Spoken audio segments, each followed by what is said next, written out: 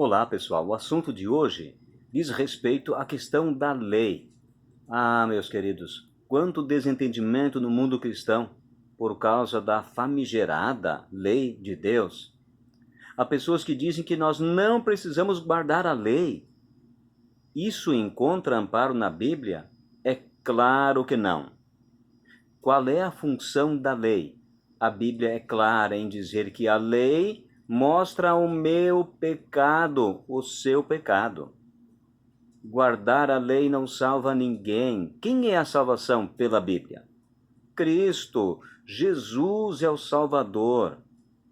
A lei aponta o meu erro, o meu pecado. E então eu percebo que eu preciso de um Salvador que é Jesus. Mas não guardar a lei é incorreto. Por exemplo, qual lei que a Bíblia se refere? Seria a lei dos cordeirinhos? É claro que não. São os 10 mandamentos, entre eles honrar pai e mãe, não mentir, não matar, não roubar, não cometer adultério, não cobiçar as coisas do próximo, honrar a Deus. Percebe?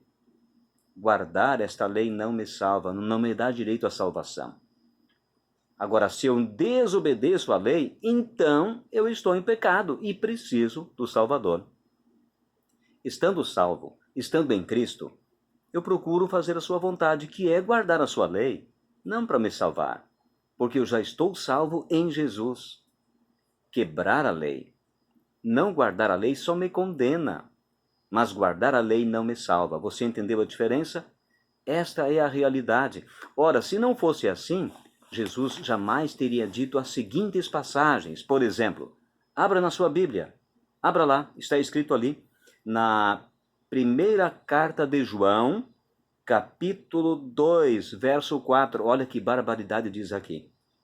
Aquele que diz, eu o conheço e não guarda os seus mandamentos, é mentiroso e nele não está a verdade. Chocante, né? Dizem por aí que não precisa guardar a lei. Jesus diz bem o contrário. Lá no final da Bíblia, na primeira carta de João, 2, verso 4, quem não guarda seus mandamentos é um mentiroso e nele não há verdade alguma. Então, como é que dizem por aí no mundo cristão que você não precisa guardar a lei? Que nós somos salvos pela graça? É claro que somos salvos pela graça, mas a salvação não me liberta de cometer pecados. Caso contrário, eu poderia adulterar, poderia matar, roubar, mentir, cobiçar e não seria pecado? Pense nisso.